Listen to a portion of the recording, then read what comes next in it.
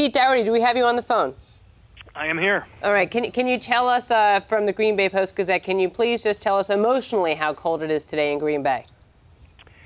You know, I've still just kind of got settled in from the trip, so I haven't had much interaction with the public. But judging by emails and Twitter and everything, it's a pretty gloomy state right now.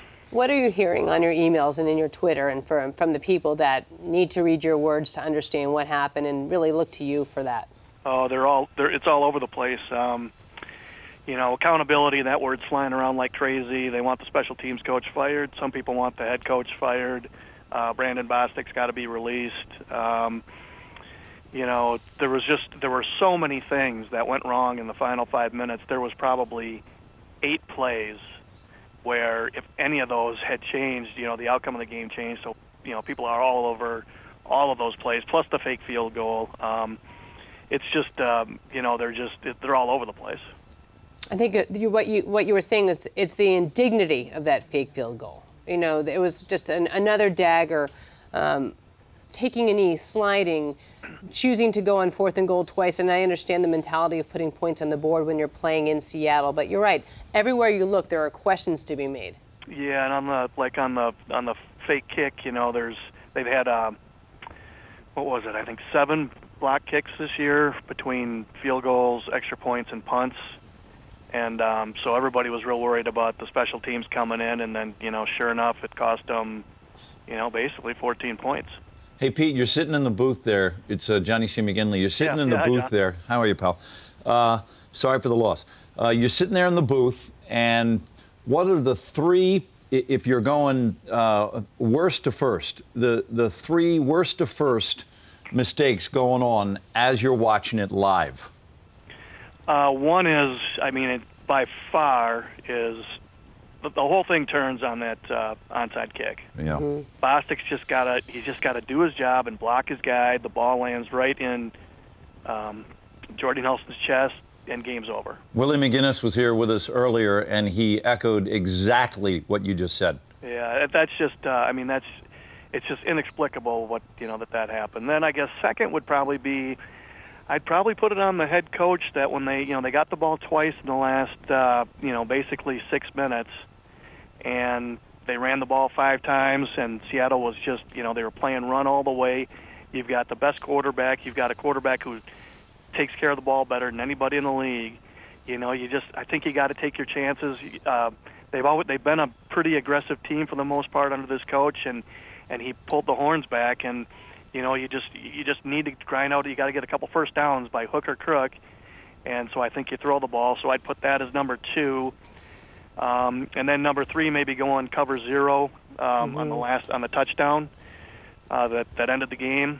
No safety help on that. I know they were really worried about the run for good reason and the read option, but I think you probably need to have a safety back there because, you know, Wilson audibled into the pass when he saw no safety back there, and sure enough, that's the play that beats him. How do you go cover 0 with Jermaine Kearse? That's what I want to know. When the clock is winding down, and I appreciate how they're defending the read, but I mean, how do you go cover 0? Pete? Yeah, you know, they were scared of, you know, Lynch or of Wilson popping out a big run, I guess. You know, Lynch had that touchdown a little earlier, but that was a really, really risky call against a smart quarterback. If you could separate yourself from that result, which is a tall order, but if you could separate yourself from that result, does the end of that game make you call into question the overtime procedures in the NFL?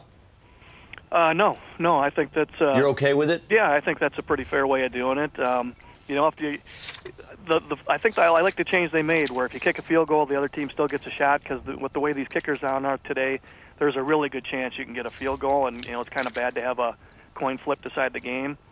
But, you know, if your defense can't keep them out of the end zone on that first play, then sure, you deserve to lose. Pete Dougherty joins us from Green Bay on the Rich Eisen Show. I'm Susie Schuster, in for Rich, and John C. McGinley here as well. A lot of free agents. What do you think is going to happen with some of these guys? Is Josh Gordon coming back? Randall Cobb? Yeah, I think it's a given. I think Cobb comes back. Mm-hmm. He's been a playmaker for him, and I think they want to make sure. I know one of Ron Wolf's regrets was that he didn't get enough weapons around Favre, as many as he would have liked. Mm-hmm. I think Thompson's going to make sure he's always got guys around him. Cobb's only 24, which is really young for a guy hitting the unrestricted market, because he came out as a true junior.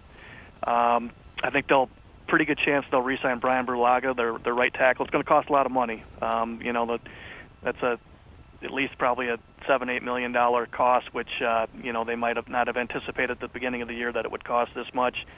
They got two corners, Tremont Williams and Devon House. Williams is a starter. House played on and off, and House is a younger guy, and Ted Thompson always goes young. But I think on this one, he may lean towards Williams. But with the cost of Bulaga and Cobb, there's a chance that maybe both those corners walk, and and then Casey Hayward would have to be a starter, and they'd probably have to draft a corner. And it was a really deep position for him this year, helped him a lot. But if they lose both those guys, then they get a little thinner.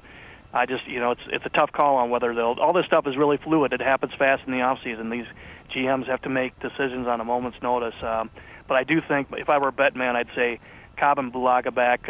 Pretty good odds on those. What about Kuhn? He's like 32, I think. And an All-Pro this year. Yeah, which is ancient, and the fullback position is really being de-emphasized. I would have a month ago I would have said, no way, they'll go younger and move on, but I bet they'll bring him back to camp, and they'll probably bring in competition for him, and if his age starts showing, they'll cut him, and if he still looks pretty good, then they keep him another year. One last question, and I'm sure, John, you're probably curious as well. What does this do emotionally to Aaron Rodgers? Uh-huh. I don't know. That's a really good question. That's something I probably want to look into in the next week or two, how other teams have come back from a calamity like this, and how it affects them. I'm sure it can destroy some people, and others maybe you come back fighting a little harder. You never know. That'll be he's got a radio show. I think it starts in like a half hour actually, and I'm sure he'll be asked about that. I'll be really curious to listen to it and just hear what his tone and his mood is. Pete, you referenced by hook or by crook. The genesis of by hook or by crook are two lighthouses down in Wicklow in the eastern coast of Ireland. I went and visited them, and there were ways to navigate from England into the lower part to get into to Dublin. And so did you know that that's the etymology and or genesis of by hook or by crook? I did not. That's very cool. Now you do. It's a bonus for coming on the Rich Eisen show. This is why we have John McGinley in studio, by the way. Well, John's one of my people, too, and I was a big Scrubs fan, so. Thank you, Pete. Dr. Perry Cox, do you have any questions for Dr. Perry Cox while you're on the phone, Pete? I don't think so. I don't know. What did you guys make of that game? My big problem, and I've been pounding the table with it, is when you have an all-world athlete like Burnett who makes that interception. Mm-hmm. I want him running. I don't want him hitting the deck. And I thought that was emblematic of we have this game in the bag with 5 minutes and 11 or 5 minutes 20 seconds left, and that really pushed my buttons. You know what's funny, John, is that's really funny because that was the one out of all the disastrous stuff that happened.